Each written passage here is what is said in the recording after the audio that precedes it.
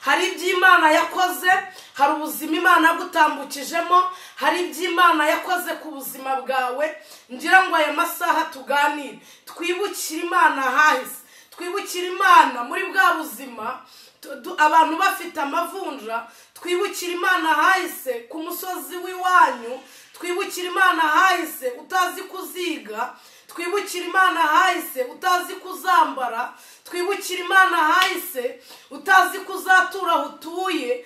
Ibukire Imana ahahise bigutere gushima Imana ku byo ufite. Tugeze mu minsi umuntu asaba gushima, kugira ngo ashime Imana agahita atanga urugero ngo iby'Imana yakoze, cyangwa se akavuga ngo runaka niwe wabihanuye, ngiye gushima runaka nabanza haguruke mushimire. Mbere yo kuvuga gukomera kw'Imana, mbere yo gushima Imana ukabanza ugashima umuntu, ibyo birimo birababaza Imana.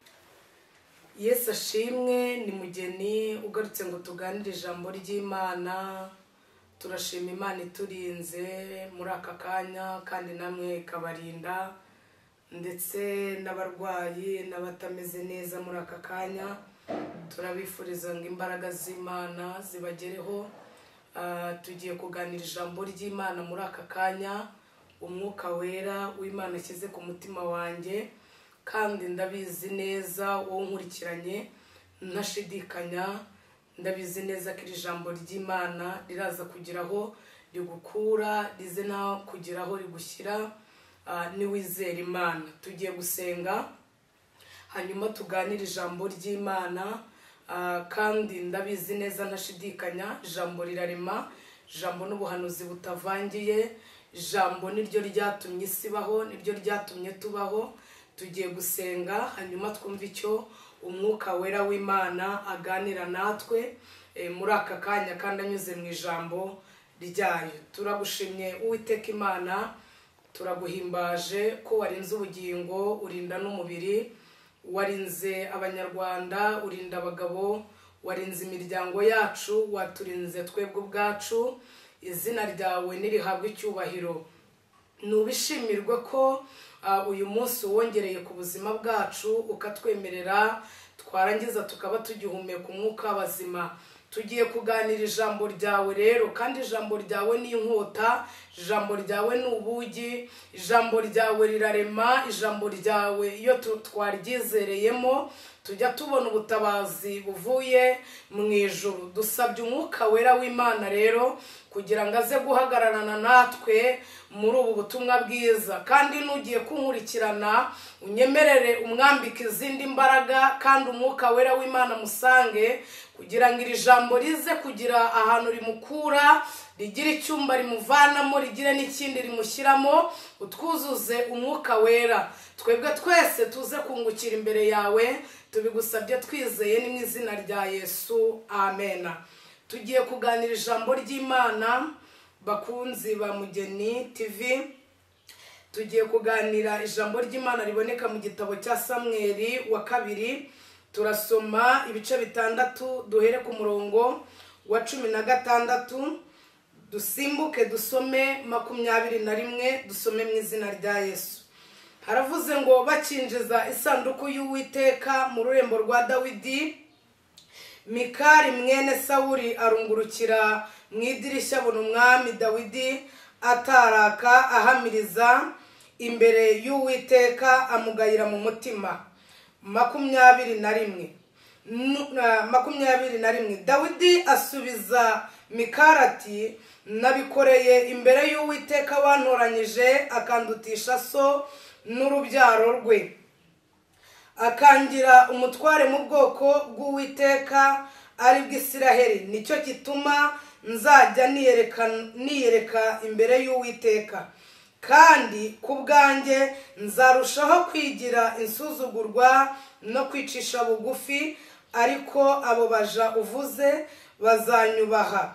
Nuko Mikali mwene Sawuli abingumba arinda apfa. Mu izina rya Yesu nimwakira ijambo ry'Imana. Tugiye kuganira ijambo ry'Imana rivuga kwibukira Imana ahahise cyangwa hashize hawe.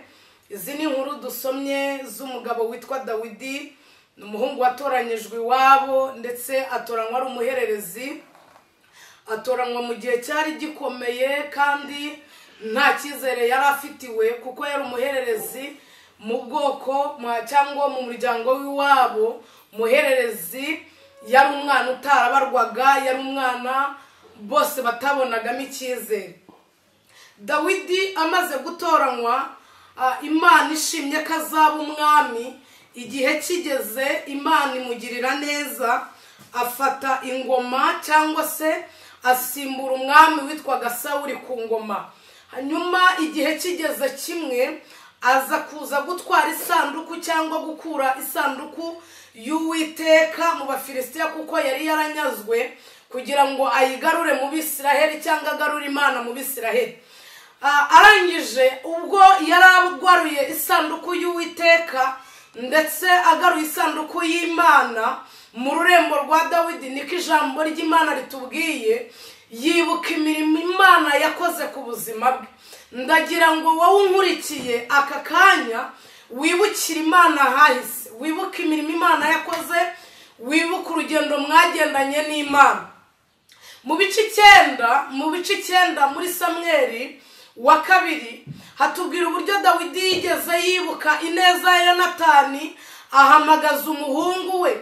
Baravuga ngo nta wasigaye wo mu nzu ya Yonatani ngo mugirire imbabazi z'Imana, mugirire neza ku bwa se Yonatani. Hari umugaragu witwaga Siba, aravuga ngo haracyari umwana umugaye ibirenge, abirede Bari iyo kwa Makiri. Umuhungu witwa Dawidi cyangwa umwami witwa Dawidi, ndagira ngo aya masaha twifashishire ijambo ry'Imana, natwe twibukire Imana ahahise. Hari iby'Imana yakoze, hari ubuzima Imana yagutambukijemo, hari iby'Imana yakoze ku buzima bwawe. Ngira ngo aya masaha tuganire, twibukire Imana ahahise, twibukire Imana muri bwa buzima abantu bafite amavunja, twibukire Imana ahahise ku musozi w'iwanyu, twibukire Imana ahahise utazi kuziga, twibukire Imana ahahise utazi kuzambara, twibukire Imana ahahise utazi kuzatura aho utuye. Ibukire Imana ahahise bigutere gushima Imana ku byo ufite. Dawidi yari umugabo mwiza wibutse Imana ahantu yamukuye. Umugore we ngo amurungurukira mu idirishya, arangije aramunegura. Tugeze mu minsi iruhije ndetse igoye, aho abantu gushima Imana bisigaye bigoranye. Uyu munsi ndagira ngo nkubwire ngo ushime Imana ibyo Imana yagukoreye, biraza gutera Imana kongera gukora n'ibindi Imana itarakora. Ibukire Imana ahahise muri bwa buzima bwari bugoranye, ibukire Imana ahahise mu burwayi wanyuzemo, ibukire Imana ahahise utazi kuri buramuke, ibukire Imana ahahise utazi ko uzarya, utazi kuzambara, utazi kuzatura i Kigali, utazi kuziga, utazi kuzashaka, utazi kuzatunga imodoka. Ibukire Imana ahahise bize kugutera gushima Imana. Haleluya. Ndagira ngo wowe unkurikiye iki gitondo tuganire ku buryo bwo gushima Imana ndetse n'uburyo abantu bashima Imana. Muri iyi minsi dusohoye mu minsi igoye, aho abantu bashima Imana bakabanza gushima abantu, aho abantu bashima Imana bakabanza kuramya abantu. Ndagira ngo uyu munsi wongere gushima Imana, wongere kuvuga ngo Mana hari icyo wakoze. Uko biri kose mu buzima mpagazemo, mu mateka ndimo, hari ibyo Imana yakoze. Ubanza usubiza amaso inyuma, wibukire Imana ahahise. Wowe unkurikiye, ndagira ngo uyu munsi tuganire ku gushima Imana ndetse n'icyubahiro cyayo. Mu bintu Imana yavuze itazigera ihundi n'icyubahiro cyayo. Tugeze mu minsi igoye umugenzi, aho umuntu asenga Imana, Imana igakora imirimo ndetse Imana igakora ibitangaza, Imana ikamukiza, Imana igatanga urubyaro, Imana ikamugirira neza, Imana igatanga agakiza. Twabonye Imana itanga ubuzima, twabonye Imana ihindura amateka, twabonye Imana inyuranye ibihe kandi bikabaho. Ariko tugeze mu minsi igoye, aho abantu basigaye bahagarara ahera bagashima abantu, bakabanza kuramya abantu, bakabanza kuvuga abantu, kugira ngo bavuge Imana, kugira ngo bashime Imana.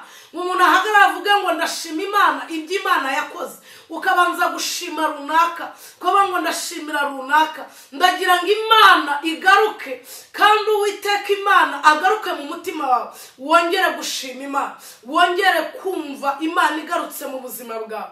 Dawidi yibutse Imana ngo arenga icyubahiro cye nk'umwami, arangije atarakira imbere y'isanduku y'isezerano ry'Uwiteka, ngo umugore amwitegereje we aramunegurira mu mutima, aravuga ngo yibeyuriye imbere y'abaja n'abagaragu. Ngo Dawidi agiye amusubiza amagambo akomeye cyane, aravuga ngo nibutse ko Uwiteka yankuye mu ishyamba, nibutse ko Uwiteka yankuye mu ntama, nibutse ko Uwiteka yanturanyije iwacu kwa Yesaya, nibutse ko Uwiteka yamaye iki gihugu ngo nkiyobore, nibutse ko Uwiteka yangiriye icyizere, nibutse uburyo yaneshereje Sawuli. Arabyibuka, arangije amenya neza ko afite impamvu zituma yashima Imana. Wowe umurikiye, ndagira ngo nkwibutse ko hari impamvu nyinshi zishobora gutuma ushima Imana. Ndagira ngo abantu twongere dushima Imana. Tugeze mu minsi iruhije ndetse iminsi igoye, ya minsi idusohoreyeho, aho abantu dusigaye tuvuga Imana ku ruhimbi, aho kugira ngo tuvuge Imana, aho kugira ngo tuvuge imirimo Imana yakoze, tukabanza tukivuga, tukabanza gushima abahanuzi, tukabanza gushima abashumba. Ndagira ngo uyu munsi wongere kumenya ko ari Imana yakoze biriya, ni Imana igidukorera, ni Imana ikwiriye amashimwe. Cyubahiro cy'Imana cyarabuze, cyubahiro cy'Imana cyarabuze mu rusengero, cyubahiro cy'Imana cyarabuze mu buzima bwawe, cyubahiro cy'Imana cyarabuze muri business. Garura icyubahiro cy'Imana. Dawidi yibutse iby'Imana yakoze, agarura icyubahiro cy'Imana. Ndagira ngo uyu munsi Imana yongere kugaruka mu mutima wawe. Tugeze mu minsi iruhije, aho umuntu ahagarara akavuga ngo ndashima Imana, ariko kugira ngo avuge ngo ndashima Imana imbere y'abantu, kabanza kuvuga ngo ndashima runaka, ndashima kanaka, ndashima runaka wavuganye nanjye. Abantu ntabwo bakimenya ko amasezerano duhabwa n'imirimo Imana ikora ari Imana iba yabikoze. Bisigaye byitirirwa abantu, bisigaye byitirirwa runaka, hasigaye havugwa runaka. Ndagira ngo uyu munsi wongere gushima Imana, wongere kumenya ko Imana ikwiriye icyubahiro. Ndagira ngo uyu munsi tuganire ku ishimwe Imana ikwiye guhabwa. Imana ikwiriye icyubahiro mu buzima bwawe, Imana ikwiriye icyubahiro wariye utariye, Imana ikwiriye icyubahiro wize utize, Imana ikwiriye icyubahiro aho ukora, Imana ikwiriye icyubahiro mu rusengero, Imana ikwiriye icyubahiro muri korali uri muririmba, Imana ikwiriye icyubahiro uri museka, Imana ikwiriye icyubahiro mu buzima bwawe bwa buri munsi. Arangije Dawidi abikuruye neza, yibuka Uwiteka amuneshereza mu rugerero rw'Abafilisitiya. Aka kanya biragoranye ko wakibuka Imana, ariko subira amaso inyuma, uyasubize inyuma, usura umusozi w'iwanyu, usura amateka yawe, usura uwo wari uriwe, usura ubuzima wari urimo. Ndagira ngo uyu munsi wa none twongere gushima Imana. Abantu dutegereje gushima Imana, twabyaye dutegereje gushima Imana, twubatse amayetaje dutegereje kuvuga Imana neza, dushyingiwe. Ariko ijambo ry'Imana aha muri Samweli ryatubwiye ngo hari igihe Dawidi yashimye Imana, atanga ibitambo by'uko bari amahoro gusa, atanga ibitambo by'uko bari amahoro. Tugeze mu minsi igoye, aho abantu badashaka gushima yuko bari amahoro, aho abantu badashaka kuvuga Imana yuko bari amahoro, aho abantu badashobora kwatura ngo bavuge kwera kw'Imana ko bari amahoro. Kuba uri amahoro, kuba ndi amahoro, abandi ari amahoro, iryo niryo shimwe rikomeye. Reka twongere dushime Imana, reka wongere ugarure Imana ikize, umenye ngo iby'Imana yakoze, iby'Imana yavuze, iby'Imana yakuvuzeho bizaba. Ariko twongere dushime Imana, twongere tugire ishyaka ryo gushima Imana. Cyubahiro cy'Imana cyaravogerewe, cyubahiro cy'Imana abantu bagikinyemo, icyubahiro cy'Imana abantu bagifasheho ijambo. Tugeze mu minsi umuntu asaba gushima, kugira ngo ashime Imana agahita atanga urugero ngo iby'Imana yakoze, cyangwa se akavuga ngo runaka niwe wabihanuye, ngiye gushima runaka nabanza haguruke mushimire. Mbere yo kuvuga gukomera kw'Imana, mbere yo gushima Imana ukabanza ugashima umuntu, ibyo birimo birababaza Imana, kuko avuze ko mu bintu irwanira, mu bintu itazigeraho umwana wayo, no mu bintu itazaha umuntu, ni icyubahiro cyayo. Ukabanza ugashima umuntu, hanyuma benshi nta nubwo bakibuka gushima Imana, arabanza akavuga ibigwi bya runaka, akavuga ibigwi by'umuhanuzi, akavuga ibigwi by'umushumba, akavuga ibigwi by'uwo babanye. Ndagira ngo ku ruhimbo uhahagaze, ndagira ngo uhagaze imbere y'iteraniro werekane kwera kw'Imana imbere y'abantu, werekane kwera kw'Imana imbere y'iteraniro. Twongere dushima Imana. Hari amashimwe y'iby'Imana yakoze, hari ubuzima Imana yagukuyemo, hari n'iby'Imana iba yakoze. Ntabwo ari umuntu ukora, ni Imana ikora. Ndagira ngo abantu bankurikiye ndetse n'abantu Imana ihagurukije muri uyu mwanya kuvuga ijambo ryayo, mubwire abantu, muhugure abantu bongere kuvuga Imana, abantu bongere gushima Imana, kuko bimwe mu gice tujya tugira cy'amateraniro cyangwa cy'amasengesho, aha ni Imana yumva kuruta ahandi hantu, ni amashimwe. Ariko mu bintu njyewe birimo bibabaza Imana ndetse n'abanyamwuka bakwiye kureba, ni uko abantu batakiri gushima Imana, ahubwo abantu barimo bashima abantu barimo baramya abantu o kugira ngo abantu bashime Imana, abantu barimo bakorera abantu o kugira ngo bakorere Imana. Ndagira ngo aya masaha ugarura Imana muri wowe. Tugiye gusenga. Hari iby'Imana yagukoreye, kandi gushima Imana bijya bitera Imana kongera gukora. Aho uri, aho ugenda, Imana agukijije uburwayi, Imana hari byinshi yagiye ikora, ndetse n'ibyo itarakora izabikora. Niryo jambo nkuzaniye. Ibukira Imana ahahise. Twebwe twese nyuma y'imyaka 20 ishize, nyuma y'imyaka 30, ntabwo ukuri ariko watekerezaga kuzaburi. Ongera ushima Imana, gira umwanya wo gushima Imana. Uvuge ngo ngeze mu rusengero, ngeze mu materaniro, ngeze mu cyumba, ngomba gufata umwanya wo gushima Imana. Ko dupanga amasengesho y'iminsi 3, tugapanga amasengesho y'iminsi 4, wongera ushima Imana. Urugero ndi butange, uzarebe iyo umuntu aguhagurukije akakubwira ngo ndagushimira mu bantu, wumva uburyo bijya binezeza umutima wawe. Ariko tugeze mu minsi abantu batakinezeza Imana, kuko tutagishima Imana, ahubwo dushima abantu. Reka twongere tugarura Imana mu mitima yacu, reka twongere tugarura amashimwe, twongere duhe Imana icyubahiro. Dawidi yari umugabo mwiza uzi guca bugufi. Aravuga ngo hari impamvu. Uyu mugore we ngo amunegurira mu mutima kubera icyo akoze, bituma bingumba. Yarinze apfa atabyariye Dawidi, yarinze apfa adasize umwana. Ni Imana ikunda amashimwe, ni Imana ikunda abantu bayishima mu buzima. Ni Imana idusaba ngo nitunashyingura dupfushije, turwaye, turi bazima, turiye, tutariye, ngo ubwo buzima bwose dushima Imana kandi duhore dushima Imana. Ndagira ngo wowe unkurikiye wajyaga wibaza uburyo bwo gushima Imana, twongere dushima Imana, twongere tuvuge Imana mu kanwa kacu. Reka Imana yongere igaruke mu bantu. Nujya kuvuga Imana, ujye ubanza uvuga Imana. Tugeze mu minsi aho umuntu aterura kuvuga ibyanditswe, agaterura kuvuga ijambo ry'Imana, akabanza agashimira abantu bose, agashimira abari mu rusengero, agashimira abo yasize, akabavuga ibigwi. Ariko Imana tuzayivuga ryari? Ni ryari Imana izahabwa icyubahiro? Ni ryari Imana izashimwa? Ni ryari Imana izavugwa? Ni ryari Imana izamenyekana? Ko abantu turimo tumenyekana ku mazina yacu, ndetse tugakora ibishoboka ngo abo bantu tubavuge. Ni ryari turi buvuge Imana? Ni ryari tuzashima Imana? Ni ryari uzavuga Imana? Ni ryari uzumva Imana igarutse mu mutima wawe? Ni ryari uzongera gushima Imana ukumva iryo shimwe? Kandi namenye neza ko amwe mu mashimwe dushima ngo agenda derega itajya ku Mana, ngo kandi iyo dushimye Imana bijya bitera kunezerwa, ngo nicyo kintu cyonyine Imana itiha. mu bintu byose bibaho. Ishimwe nicyo kintu Imana itiha. Ariko tugeze mu minsi tutarimo tuvuga ubuhamya bw'iby'Imana yakoze, ahubwo tuvuga ubwacu. Tugeze mu minsi tutarimo tuvuga imirimo Imana yakoze, ahubwo tukavuga imirimo yacu. Amen. Ndagira ngo dusengane nawe nkurikiye wumvaga wasubiye inyuma, ukumva ntabwo wari ugishima Imana uko bikwiye.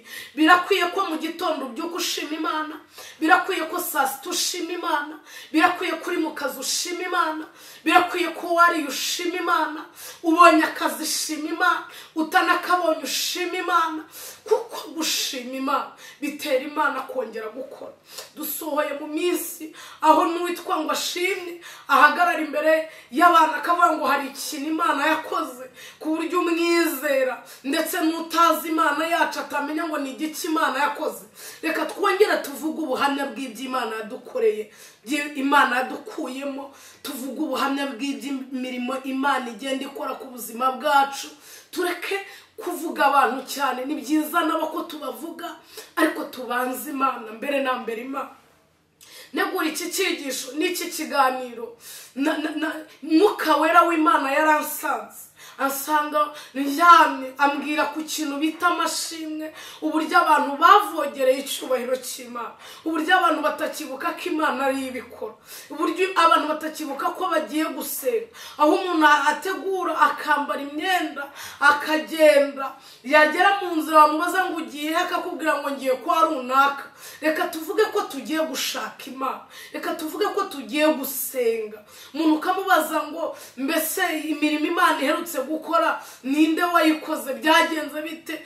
Mbere yo kuvuga ngo ndashima Imana, reka nkubwire iby'Imana yankoreye, akabanza akakubwira wa muhanuzi, akabanza akakubwira umushumba, akabanza akakubwira babandi n'ababandi. Reka mbabwire ngo iki cyubahiro cy'Imana ni icyubahiro itazigera yemera ko umwana w'umuntu avogera, kuko ngo n'umwana wayo ubwa itazigera ikimuha. Tugiye gusenga, ndagira ngo nkwibutse ujye ushima Imana mu buzima urimo, mu buzima uhagazemo. Ujye ushima Imana, ujye wibuka byonyine ko no kuba waramutse kuba uriho ari ishimwe rikomeye. Turimo dushaka gushima Imana. Imana yakoze imirimo n'ibitangaza, Imana yabanye natwe, ariko no kuba wabyutse bikemera nishimwe, no kuba uhumeka bikemera nishimwe. Ubu murwayi uri Faisal, murwayi uri mu bitaro, ikintu cya mbere cyamubera ishimwe nuko Imana yamuha ubuzima. Ariko twebwe Imana itije ubuzima, twebwe Imana itije kubaho, ntabwo turabifata nk'ibintu bisanzwe. Ntabwo bisanzwe kuba wabyutse bikemera, ntabwo bisanzwe kuba wariye. Ndagira ngo nkubwire ko bitari bisanzwe kuba Imana arakugiriye neza, ntabwo byari bisanzwe kuba wicaye muri ako kazi, ntabwo bisanzwe kuba warabyaye hari abandi batababonye, ntabwo bisanzwe kuba Imana arakubakiye, ntabwo bisanzwe kuba ugendesha amaguru yombi, nta nubwo bisanzwe kuba uvuga ukumva biremeye, kuko hari n'ababyifuje barabibura. Ntabwo bisanzwe kuba waba wumva, ndetse ubwawe uri igitangaza, ubwawe uri ishimwe, ubwawe uri ubuhamya. Abantu nitwongere dushima Imana. Nuhagarara ku ruhimbi, nuhagarara imbere y'iteraniro, nuhagarara imbere y'abantu, ujye ubanza uvuge ngo ndashima Imana, hari iby'Imana yakoze. Ntabwo tuyobeka Imana inyura mu bantu, ndetse nta nubwo tuyobeka Imana ikoresha abantu, ariko ab'Imana ikoresha sibo bakabaye bavugwa cyane. Icyakabaye kivugwa n'icyubahiro cy'Imana imbere y'abantu, kugira ngo Uwiteka Imana agomeze guhabwa ikuzo n'icyubahiro. Tugiye gusenga, tugiye gusengera umuntu wese wumvaga yarasubiye inyuma mu rwego rw'amashimwe. Hari n'abantu Imana isigaye iremera amashimwe mu gaceceka, hari n'abandi basigaye bumva gushima bitakiri ngombwa, hari n'abandi basigaye bumva yagenda agashyiramo ituro agaceceka. Ariko birakwiye ko twatuza. Iyo ukunda umuntu uramubwira, iyo umushimira watuza akanwa ukamubwira ko umushimira, iyo umubwira ko hari icyo yakoze watuza akanwa, ntabwo ugenda ngo uhagarara aze kubisoma. Ni nako bikwiriye ko nujya gushima Imana uzajya ufata mikrofone cyangwa ukabumbura akanwa kawe ukavuga imirimo y'Imana, ukavuga kwera kw'Imana, ukavuga imirimo Imana ikora, kugira ngo nuhagaze aho ngaho n'undi wumvaga wasubiye inyuma, n'undi wumvaga amashimwe yabuze, n'undi wari mu bihe bigoye by'uburwayi abona ntacyo gushima Imana gihari, bimutere dukeneye kongera kugirira Imana icyizere, reka twongere dushima Imana, reka twongere tugarure icyubahiro cy'Imana. Niba hari icyo Imana yakoze ntukumve ko bisanzwe, ushima Imana iby'Imana yakoze. Twari ku ijambo rivuga ngo kwibukira Imana ahahise. Mfite ahahise hanjye, nawe ufite ahahise hawe, n'abandi bafite ahahise habo, ariko twebwe twese dufatanyirize hamwe gushima Imana. Ndagira ngo dushime Imana mu masengesho ugiye gukora, mu byo urimo urakora, ndetse no mu byo witegura gukora. Ujye ubanza ushima Imana. Ugiye kurya ubanza ushima Imana, ugiye mu rugendo ubanza ushima Imana, ugiye mu kazi ubanza ushima Imana, ugiye kuryama abanza ushima Imana, kuko ngo mu buryo bwiza bwo gusenga ubundi dutangiza dushima Imana tugaherutsa gusaba. Rero reka tubanza dushima Imana, nitumara gushima Imana izaduha ibyo tuyisaba. Tugiye gusenga Imana. Uwiteka Imana, turagushima kandi turaguhimbaje. Tugushimiye kugira neza kwawe kandi tugushima umugambi wawe mwiza. Turagushimiye kugira neza kandi ukaba uri umunyembaraga. Twibutse iminsi ya kera tukiri iyo ngiyo, dusuye amateka y'imisozi y'iwacu, dusuye ubuzima bwacu tutazi ko tuzambara. Benshi bari barashakiye mu miryango biranga, abandi bashakira mu mashuri biranga, abandi bashakiye mu bakomeye biranga, ariko tukugezaho Yesu tubona biremeye. Turagushimiye Mana, aya masaha turagushimiye. Turagushimiye, hari impamvu zirenga imwe kandi zirenga ebyiri zitwemeza kuzatugirira neza. Turagushimiye imirimo n'ibitangaza wakoze. Nyemerera icyubahiro cy'Imana kigaruke mu Banyarwanda, kigaruke mu bakirisitu, kigaruke mu bantu bakumenye. Reka icyubahiro cy'Imana kigaruke mu bashumba, nikigaruke mu bahanuzi, nikigaruke mu baririmbyi. Abantu bongere kumva ko Imana iri hejuru y'ibintu byose. Ayiwe Mwami, turagushimye. Twibutse iminsi ya kera, tukuramburiye amaboko, twibutse abo twari bo, tukugiriye icyizere.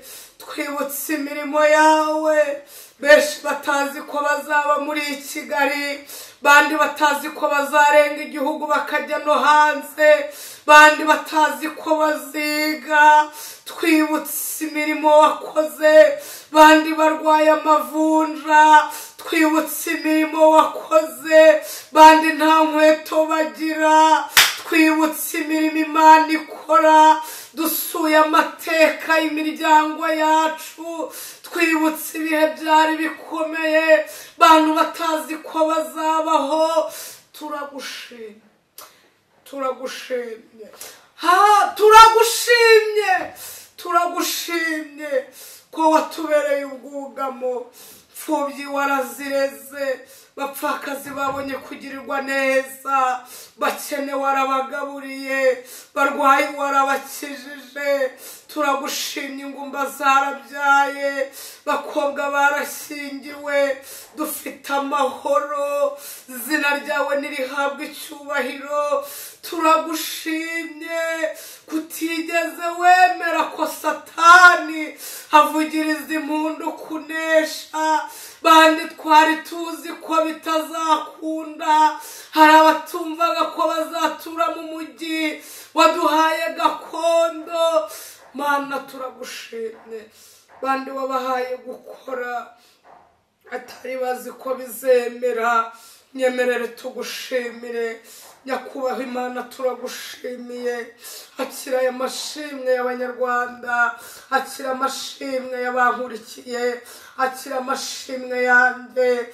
Warakoze kuturengera, warakoze kubana natwe, warakoze kutubera ubwugamo, warakoze kutubera ubwihisho, warakoze kuturinda gukorwa n'isoni. Hari aho twabonaga bikomeye, hari aho twabonaga twasatiriwe, hari aho ibyago n'amakuba byari byatugezeho, ariko uraturengera.